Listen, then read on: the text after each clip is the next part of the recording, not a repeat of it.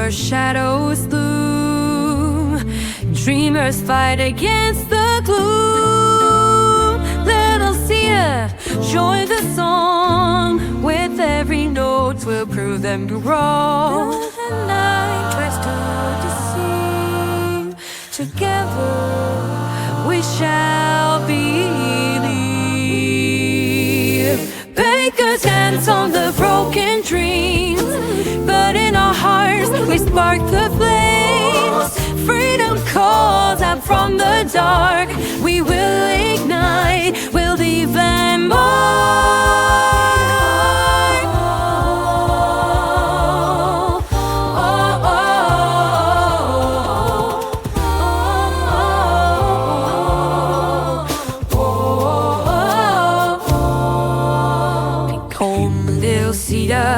Hand in hand, breaking barriers, we take a stand. No more silence, we're loud and free. With our voices, we'll change the decree. Behind the moments and lights we see, where love and hope will set us free. Bakers dance on the broken dreams, but in our hearts we spark the flames. Freedom calls out from the dark. We will ignite, we'll leave a mark. In every heart let hope take flight. Eternal vigilance is our right.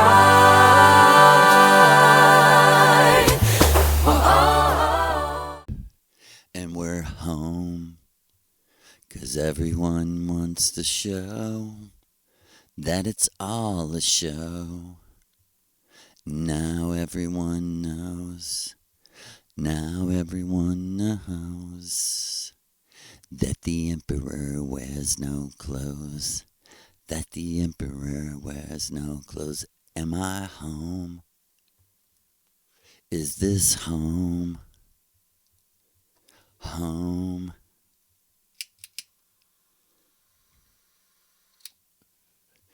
Remember, recover, return. I almost said it. I stuttered as a child. And no lie, brothers and sisters, this just came to my mind. I quit stuttering after Maria's visit to me. In the summer before second grade. So first grade, I was a stuttering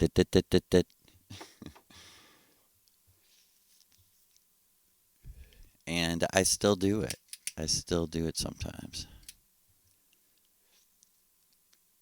Which is interesting that the great mother, Maria Orsic, hail to her beautiful name and her beautiful face and her beautiful body.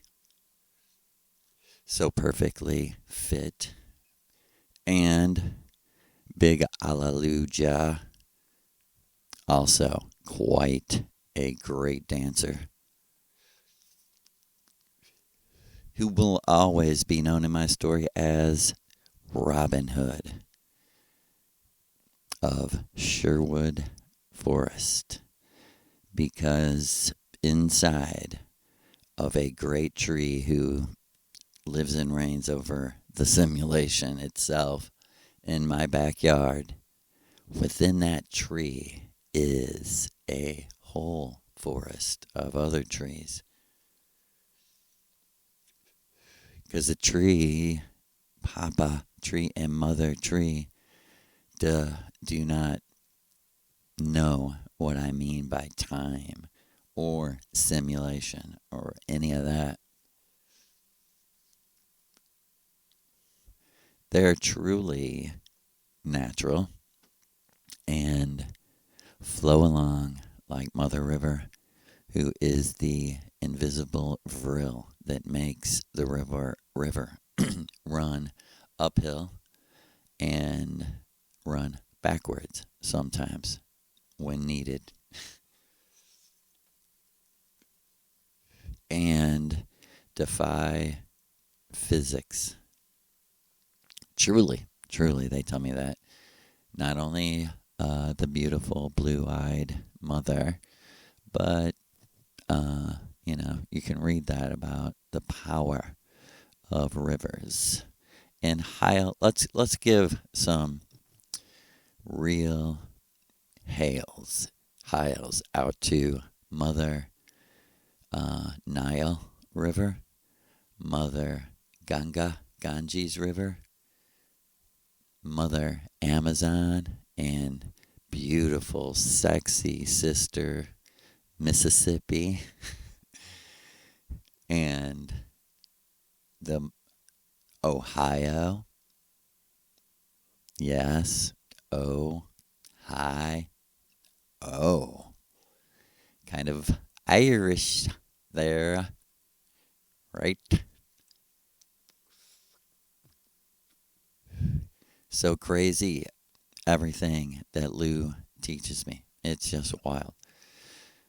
But it's all in the linguistics when they change the definitions of words, like changing the definition of the word race, right? It, you know, and at one time, it's just something fun that you're doing to see who comes first, right? Race. Let's race, right? Let's run track and field. Let's race. And then, the other polarity of this race is where you came from. A race of monkeys, apes, animals. Like, huh? You're the smartest person. You're the smartest people on earth.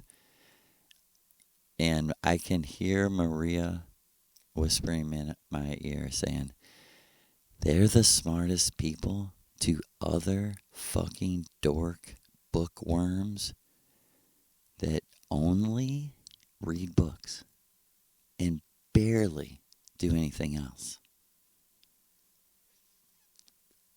Like, to us, and this is getting personal, and that is the energy caste system we come from.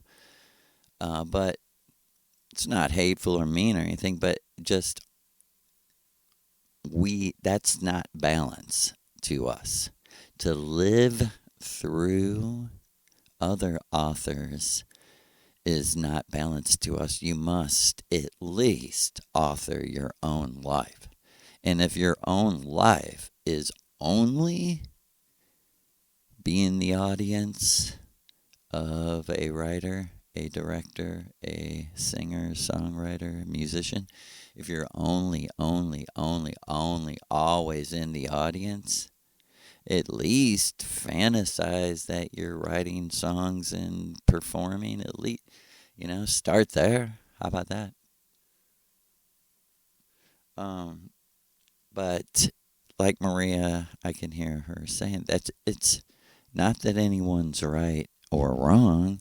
It's just not us. That's not balance to us. It's just not balance. And to be, perfectly honest, we, in those sort of conversations with someone who is book smart and all, they don't have their own opinions. They only have the combined opinion of the smartest people they think are the smartest people. And a lot of these people are smart enough to pretend they have an experience that backs all these books that they read first. And and for real, may Maria strike me dead if I dare lie to you, but I never heard of Miguel Serrano when I started doing this ritual. And I honestly told my best friend. I said, because I only knew her as the Missouri River Goddess until like the week before this. And I guess this was like a couple weeks after she told me to order the first book that popped up on whatever site you go to buy books. That's literally what she said. And it was fun, like a fucking like treasure hunt. You know, she telling me to look up things on my Google search. Google that. Literally, I found out she was Maria Orsic by the Missouri River Goddess, who I thought like never lived on Earth and was from like another universe. Or I didn't know. I couldn't understand her. She was so magic. And she said, I lived on Earth.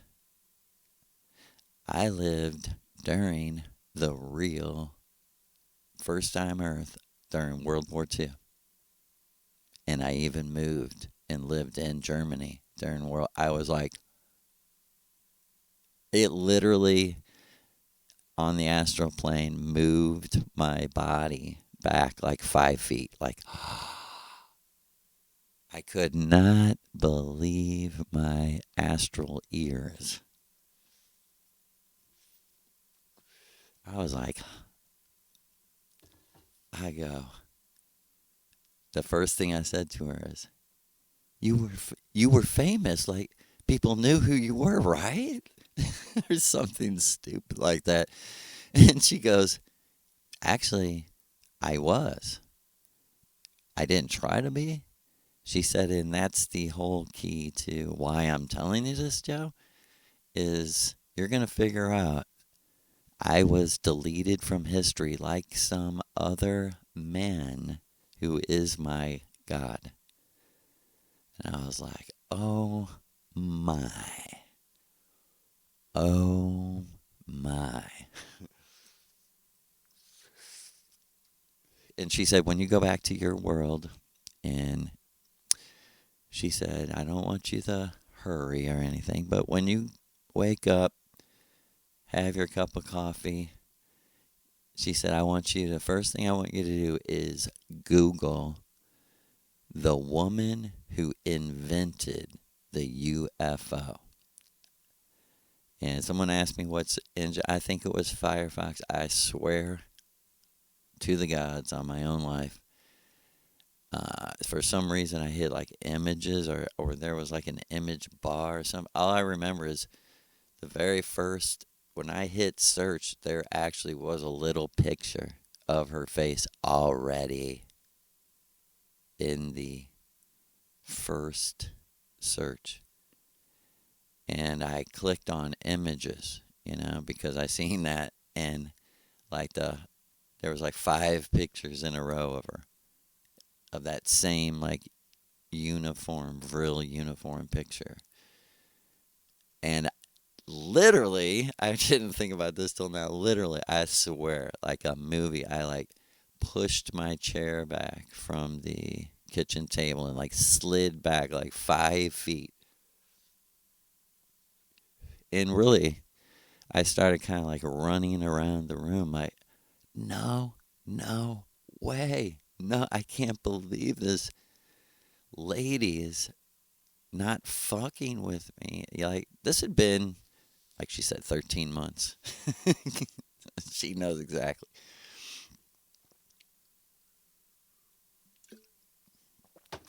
And strange enough, my daughter walked in the room, the one whom the Missouri River Goddess showed me, her having the baby, waited for the perfect day, had me tell her, and she was like, last night I dreamed that I was having a baby.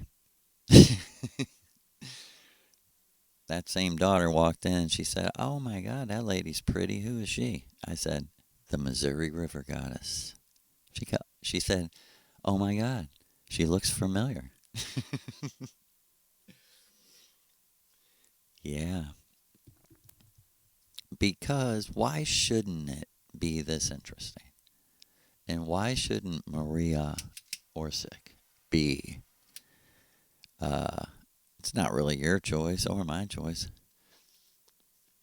But from Lou and Donna's opinion, they're like, she's the cutest little, sexiest, most beautiful, funniest, best dancing, uh, most wonderful, most caring, loving Scorpio. Who else would we choose? Is there someone else? There's kind of like in music, how Madonna, there's no one else. No one can ever take the 80s, 90s place of Madonna. No one will ever be the lioness that she was, is, and will always be. Because as it is, let it be. So be it, right? Because that is the absolute objective reality. And somehow I've come to understand that language that, hey, listen, we're in someone else's world. Everything's predestined and ordained for you to learn from. Either fight against it or relax and protect the innocent, do right, and have no fear. Because that only proves that you don't believe us. And believe me, come with us on the deepest levels. The greatest news is that Yahweh is not God. God would never create a world like this of suffering. And there is no God that loves or hates us. There's just energy. And there's something that is just so beyond everything. It leaves everything in a sort of mystery, you know. It's like the sun behind the sun behind the sun. What is the sun? What is the mushroom? What is my soul? What is my spirit? It's beyond words. It's a story. It's come out of its egg and it's projecting its story, you know?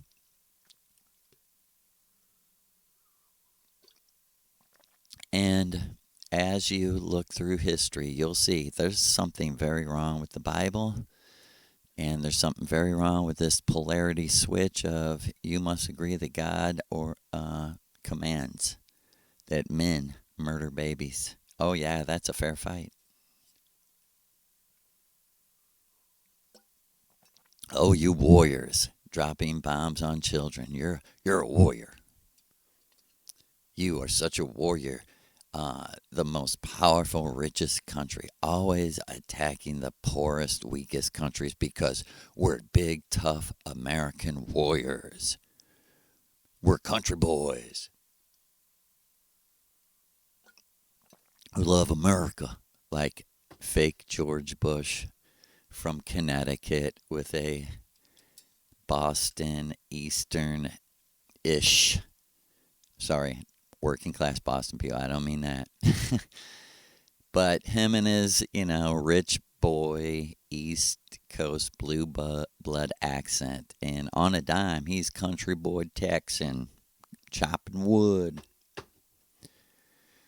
Just like the GMO farmers with their glyphosate. And, they're just trying to convince us, hey, just please agree. We got to poison you a little bit so that we can make a whole lot of money.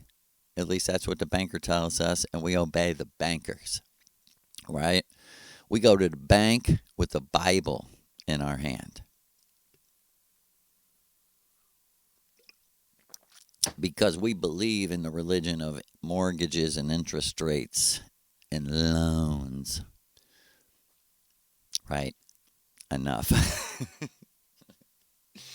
Excuse me.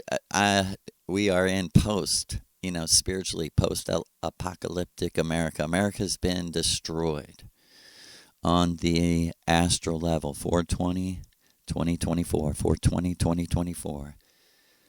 And in May 5th, the cycle of 55 was kicked into motion. And we will return to why I'm the one speaking to you, because this is what happened to me. We've been in a series of talks called Possessed Girl with a Butcher Knife. Possessed Girl with a Butcher Knife. I think this is like part 4 or something. And where we left off was Kristen, who was not herself, supernaturally tricking me into getting this poster, going to the kitchen alone where she had already staged a giant butcher knife and a magical trick to have the poster literally supernaturally jump out of the wood burning stove. And when I went to pick up the half burning poster, she opened a drawer in a split second, grabbed a butcher knife, and with both hands lifted it above her head, and I was like on one knee, like bent over, and just plunged it straight at my throat. Like, I turned around because she did it. She screamed at the top of her lungs, and like fast motion, like a fucking horror movie, swung open the drawer, grabbed a knife, and just with both hands, with all her might, plunged it at me. And like some supernatural force field, just stopped her. I actually, the knife in her hands beat my hands. My hands were not up for her to stab my hand. She got it that quickly, and it was just to my throat, and she was like shaking like she was being electrocuted. And me and her mind met right there, and just for a split second I went, "You can't kill me." And she went out loud with her mouth, she went, "They're protecting," and when she screamed like, "They're protecting you," at the same time she didn't drop the knife. She threw the knife at my foot and barely fucking missed my foot that was just a sock and no shoe. And it would have, and I can't remember. I thought, oh my God, she almost killed me. But imagine if that fucking thing would have went in my foot. How she threw. I don't know if anyone's ever experienced shit like this, but she was super naturally strong and crazy precise. And it was crazy what she was doing. It was some kind of magical display. I can't even, I'm going to keep explaining. And may Lou and Maria help me, and Kristen. Mainly Kristen helped me remember everything, the details. And I freaked out and literally picked up her entire body and threw her back onto the mattress, and was like, she almost killed me with a fucking butcher knife. Hold her down. I don't know. That was the hinge. Those were the moments that the hinges on my life turned and opened a door, because I always wondered about the supernatural. And, going and getting that poster and all this bullshit that she had me doing for hours, so she could set up this whole scene so it'd be dark when she did it. And like in a flash, I seen it all, and I was like, something protected me. Like the strangest word came to my mind that I never used, and I didn't really even know what it meant, really, totally, but for real, like providence. And I thought, providing, like, yes, I was provided something by someone. And her whole thing, the angels of God, and this was all an act. And for real, like I was figuring it out in real time that this being, this person, this is a person, not anything else but a person, magicians, working through this cult leader who had tortured her out of her body, tortured her out of her body, so that they could like attack me eventually. I mean, precisely, you know, openly saying this whole thing is about Joe. Okay, I put her back down. When she got back off the bed, she was like, only Joe, only Joe. She was like acting weak again. And I came in there and she goes, you could have hurt me. Yeah, by me picking her up and throwing her on this. And I didn't throw her hard at all. On a mattress. For real. She, like a baby, took the blanket and went, I can't believe you. You almost hurt me. I went, I almost hurt you. You just tried to kill me. And she was like, no, you tried to kill me. I went, oh my God, what the fuck is going on here?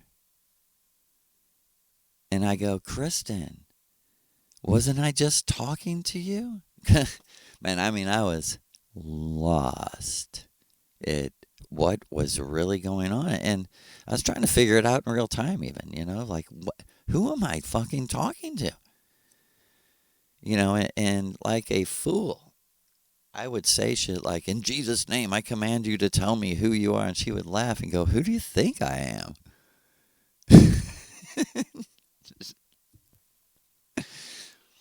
I go, I don't know. And she go, Kristen. And I go, obviously you're not Kristen. You just said shit to me that Kristen would have no idea. And check this out. She gave all these rules. She goes, if everyone will get 3 feet away from the mattress and leave just me and Joe alone on the mattress, I'll tell you my whole story, and I will tell you how I got in Kristen, and I promise you I'll leave and I won't harm anybody here or come into anybody else here. But you have to do what I say.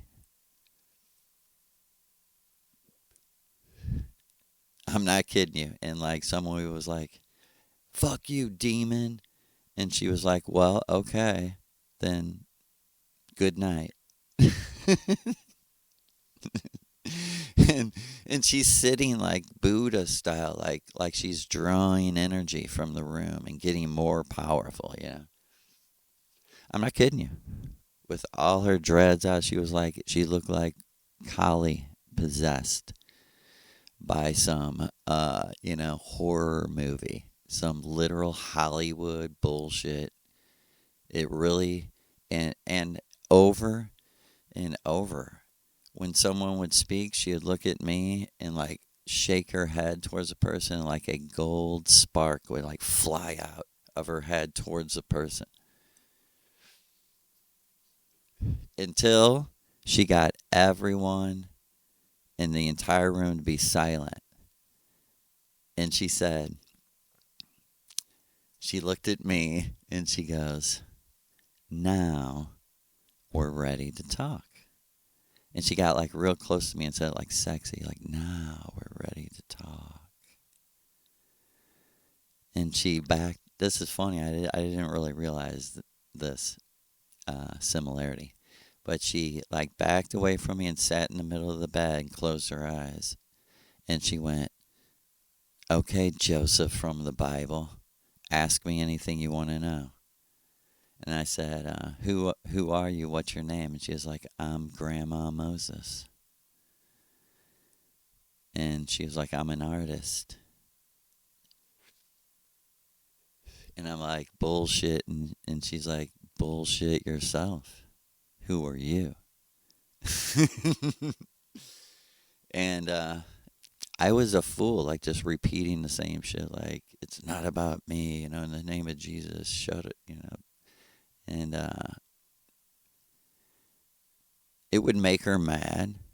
And like, she would get close to me and be like, if those people, those invisible giant people, weren't protecting you, she was like, I would just, right now, just bite your whole neck out. She's like, I could just kill you. I'm supernatural strong, I'd be like, I rebuke you, get away from me. And she'd go, Jesus, Jesus, Jesus. She'd go, Lord Jesus. She was just mocking and making fun of Christians. Like, it was a comedy show. She'd be like, does someone got a plate to pass around? I'm sure someone wants to rip somebody off around here. I'd say she says something, she'd be like, healed. You are healed in the name of Jesus. It was crazy. When I got home, I told my wife, I don't know if it's right or wrong, but I laughed as much as I cried. I said, this was fucking horrifying, but this people, beings, I was spirits, I was saying back then, but clearly, they're so in context with the Matrix.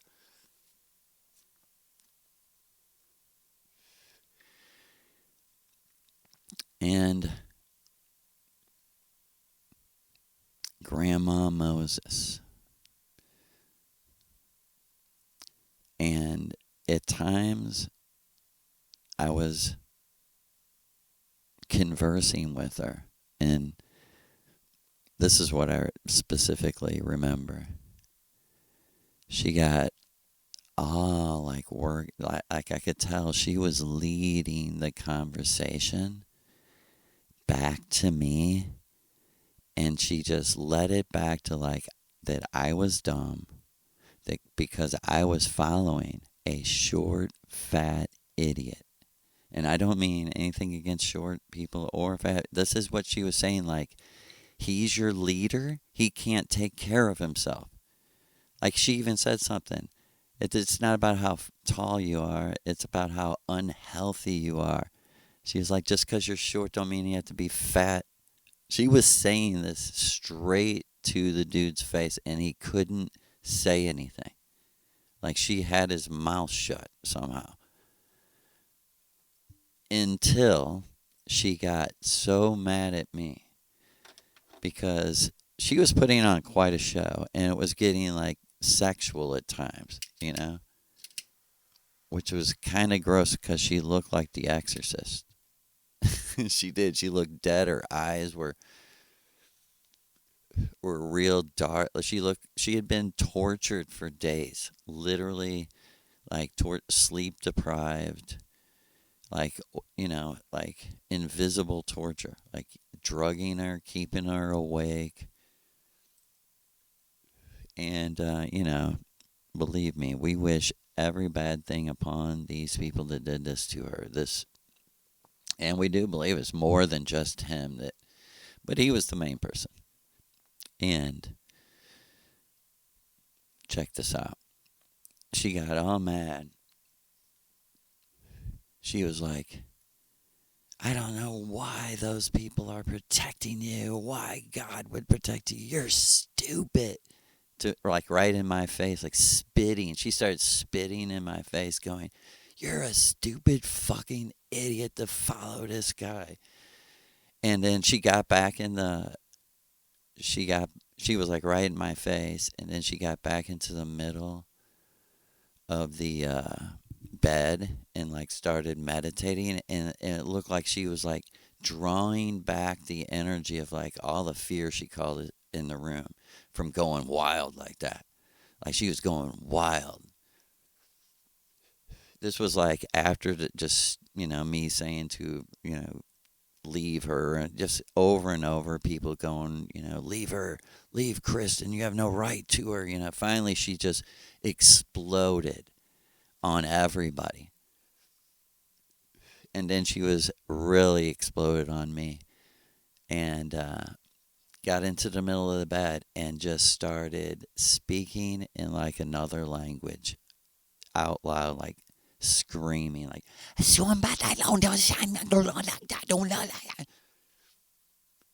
and what's crazy is for some reason this bothered the cult leader guy, and he fucking this he sat silent because every time he would speak, she would say, "You are a fat, dumb crackhead. Sit down." And he would.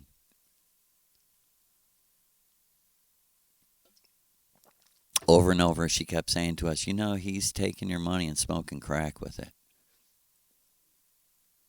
And the whole room would laugh because it just sounded funny. It's such like comedic rhythm. She had like a stage presence and a comedic rhythm. Like a comedian would say, she had the audience at times. But then she lost. I think she got bored.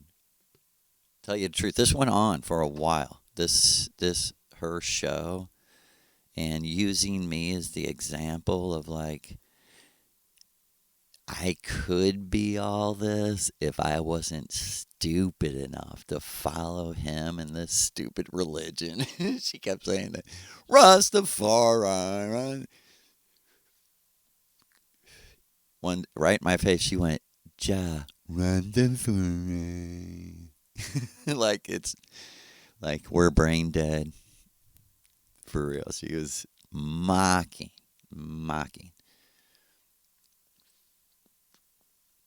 But this was a thing to witness.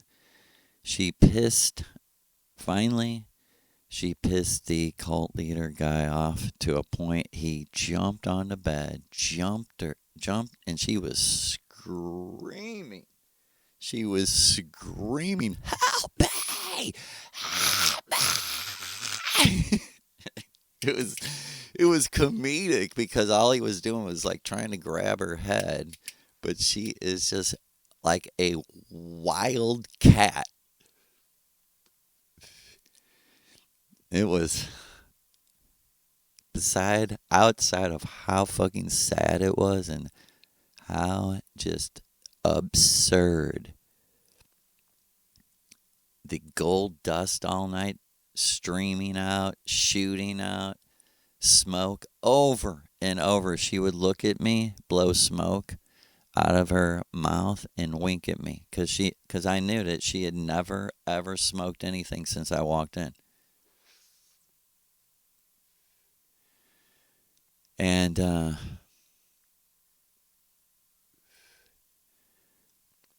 this is no lie. He finally got a hold of her head. He had like two other Rastas.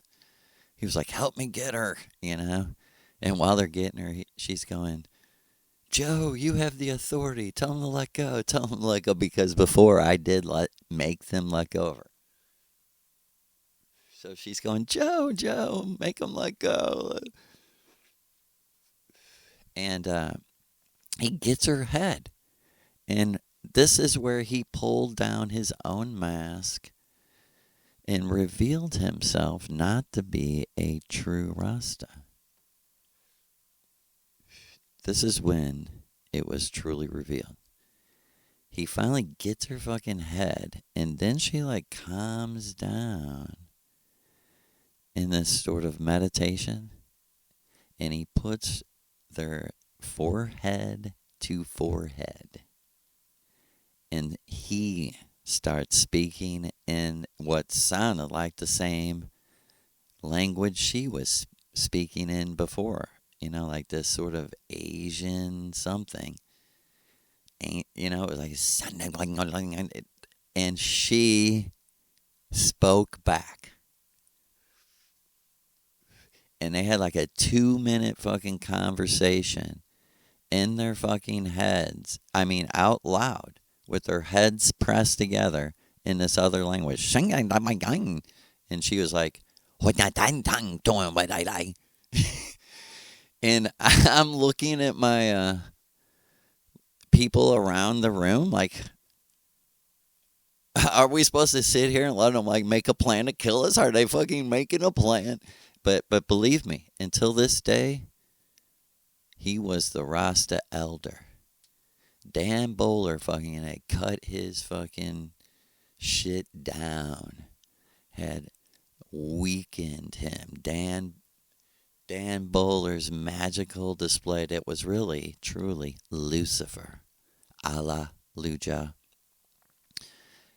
Really shrunk him down and weakened him. And now, right before our eyes, he was showing us, I'm not a Rasta, I practice black magic. And that's why, like Maria said, everyone has to learn for themselves. Like, that's why I know how to defend myself because, like a fool, I walked into like a trap, which, I would have died in. But the whole meaning of predestining it was to teach me how to fight these people where you can actually fight them outside of their video game, outside of the code which they wrote. And check this out. After a few minutes, I am the one that literally said to the cult leader guy, I said, I like hit his shoulder and said, "What the fuck are you doing?" And he's like, "I'm trying to help her." And it was like, I think it was my true self. It was like all the cards were on the table, like, hey, you're no Rasta because Rastas are good. And you're showing us right now that you're willing to use, what I thought was, I didn't really even understand then, but is it, I got it, energy. You're willing to like go to the dark side, use the dark side, and I thought to get what? To get what? Oh, what you want? Oh, the very same things that you say you're above, right? Money, power, pussy. But like Maria said, we'll never understand them because their mindset doesn't want someone who chooses them. They want a slave. You know? Absolutely no lie. This is the truth. I got pissed. I told the dude, listen, we're leaving. I said, I said, I don't know what's going on here, Because he's like, she's my wife. I need help. I'm not kidding you. This motherfucker was so insane. Still, like, Rasta, brethren, I need your help, man. This is supernatural. Like the devil's coming against me. They're doing voodoo on me and blah blah blah dee dee da. I'm not kidding you. A full scripted monologue of like, I'm the prophet. We're just people, and the only reason this is happening is because Kristen's my wife, and I truly love her, and blah blah. And like on another level, he knew I wasn't buying it. And I had been really, his best friend and biggest follower, or disciple, you might say, for many years, for probably like 4 or 5 years. I was the main person listening to him and trying to figure out his little theology, which, wow, he's just a con man, but a creative, smart one with a good cover. He used a very good cover, and the real motive of the whole thing is how, and you think about someone who is stuck in a repeating simulated reality, how their main goal would be like, dude, I realize I'm repeating in this thing over and over, so why should I work? I should be on a permanent vacation and not have to work. And eventually he did go to prison for, what do you think? Fraud. For fraud. He stole so much money from credit card companies and loans. And because I'm going to tell you, it's so crazy. I have not even begun to tell you what Maria Orsic, that was 1998, what Maria Orsic 13 years later would start to reveal to me who he was, why the police let him go so many times, and who he really was working for, and how he really was exploiting his sweet, kind daughter. She took me, and, it's not for me to edit. And like she said, who cares who believes us? The truth is all that matters, and the gods are only interested in reality, because reality is actually what the most creative art is based on. Truly, truly, your story, my story, reality is stranger than fiction, stranger, odder, wilder, where you never thought it was going. When you're on the yellow brick road, you will be like, I absolutely did not know it was going to take this turn. I had never seen this place. Never in all of my imagination did I think it was turn out this way. I never knew things were possible, where on a plane where you can get comfortable because you're going there when you die, you start to realize, hold it, I'm eternal. I've always been here. So it makes complete sense somewhere, at some time, someone, somehow makes all things possible.